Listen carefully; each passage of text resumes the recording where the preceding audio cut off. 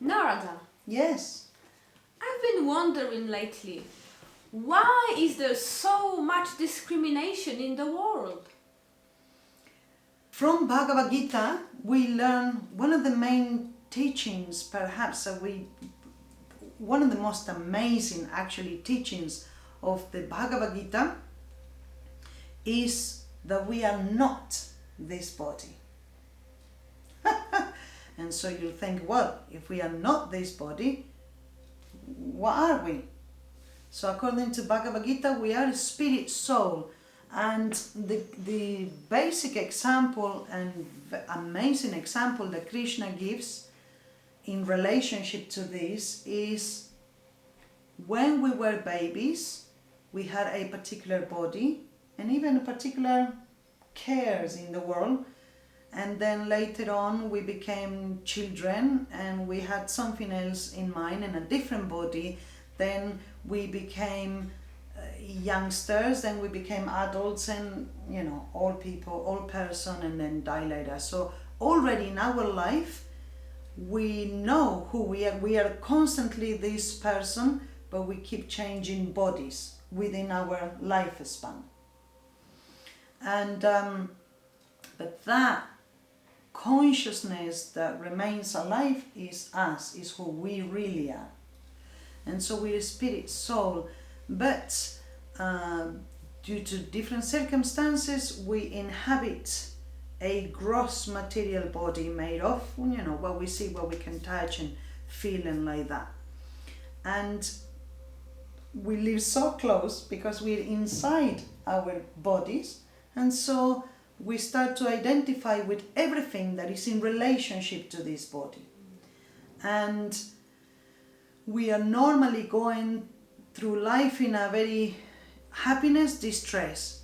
We want to find happiness and we want to avoid distress. And so we relate to things and to people like that. Do you make me happy or do you make me suffer? Yes.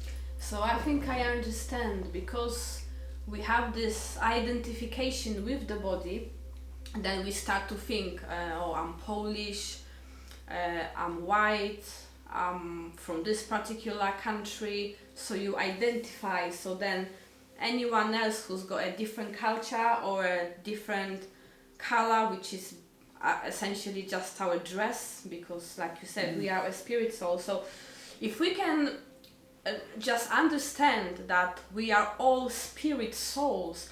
And this brings me to a quote I've read, and it got really stuck in my mind, that we are as spiritual beings having a human experience.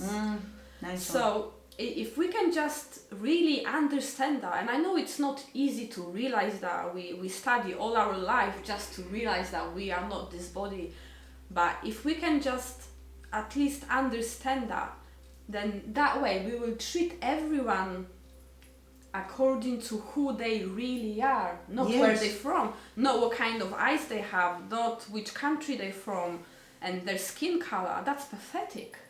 Yeah. It's stupid to think that way. So my question then to that will be, how do we realize that we are not this body? Miss Green. Okay, I'm very unqualified to answer this question, but I believe we have to study, there is knowledge. So this Bhagavad Gita is giving us knowledge, and in chapter 2 especially, it's described, Krishna describes to Arjuna how we are not this body, the soul is immortal. We are immortal, and when we die, we are just changing a dress, like our body is like a dress. What do you think? Maybe you can answer the question. I'm very unqualified. Well, in the times of Bhagavad Gita and before that, there are different processes that we can undergo, yoga type of practices, and no yoga like is understood so badly today, or I pose this way and I hold my breath that, and I do that and I will get this body. Nothing like that. The proper yoga system is extremely complex and designed to eliminate the tendency to want to enjoy the body. So much so that you eventually just, all you feel is your consciousness, and then you get a good realization of who you are. But this is pretty impossible. We know even Krishna, when he's talking to Arjuna, well, you could do this type of yoga, you could do that, and he goes into such a difficult practice, and Arjuna says, this is too difficult. I can't do much. So there are different things we could do. Like you say, we can cultivate knowledge, and what is recommended for us in this age in which we live in is to do mantra meditation. And because the hearing process, yes, cultivating knowledge is part of hearing, but when we receive mantra and it enters into our bodies, then we can start to have some relationship to our eternal way of being. And mantra meditation is like a transcendental alarm clock. We're asleep, and then this mantra goes. For us, the mantra that we do is Hare Krishna, Krishna Krishna, Hare Hare, Hare Rama, Rama Rama, Hare Hare. You wake up. This is what happens. So it kind of acts like that, like an incredible, really sweet, beautiful alarm clock that is making you wake up and say, you are not the skin, you are not your hand, you are not your eyes, you are not your head, you are not your legs. You are soul. You are eternal being, fully conscious, knowledgeable and blissful. Wow, this is incredible. And it's not just us, but like trees also have a soul. Everything in the universe is alive. Everything that is alive has a soul. This is why it's so important to respect everything, everyone that we come across. Because animals, this is the reason why we don't kill and eat animals, because they like us, spirit soul, they just have a different body. There are so many ridiculous excuses for eating the body of another entity. But when we use our intelligence, we can understand, especially in these current times, we don't need to eat someone else's flesh and organs to survive. We can do it so nicely with vegetables and grains and fruits and nuts and seeds. I have a question. How can we access this intelligence? Cultivate knowledge and do activities which are in tune with who you really are. So, for example, chant mantras, sleep, regulate your sleep, regulate your eating, regulate your tongue and what you speak, and your ear and what you hear, and your eyes and what you put in, and regulate all that and put things which enhance what is called the mode of goodness, that it brings natural happiness and makes you richer in knowledge, and so that you don't depend on external shallow bodily things to either acquire knowledge or to enjoy and find happiness. So become a spiritually minded person. But people naturally want to enjoy. Yes, of course. So, and we have all these desires coming in, and our mind it has so much capacity. So you have all these desires, and we want to enjoy. So how can we transform those material desires so we can be more spiritually aligned? Well, so many things. We have to find first like-minded people, places to gather with like-minded people, activities that we can share with like-minded people. So like-minded association is extremely important. That's so true. Yeah. That's so true. Confirmed. And so when, we have to find those who we find inspiring, and by their actions they demonstrate that they have knowledge, that they have a good standard of life, good principles, things that we can look forward to become ourselves, and then either serve or associate with those people, and then they can in exchange give us some guidance and like that. This is the principle of guru and disciple, isn't it? And Krishna says, query from someone that has seen the truth, and they can explain it to you. Of course, nowadays, how you know that? Okay, what you I have another question.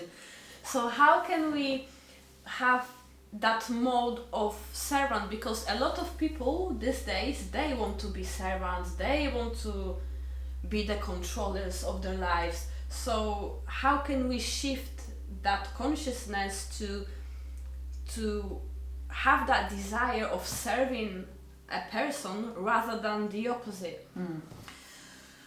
You have to practice.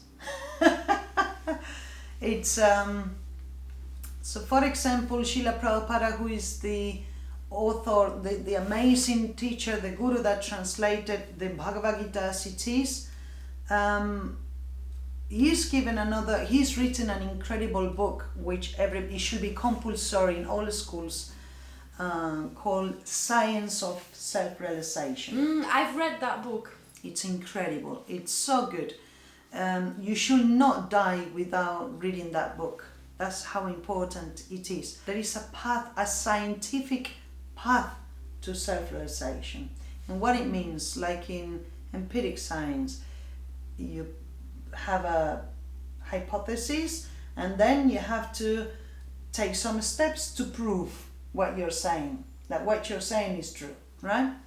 And so there are steps that we do in this line so that we can achieve some self-realization. Say, for example, the chanting of this mantra.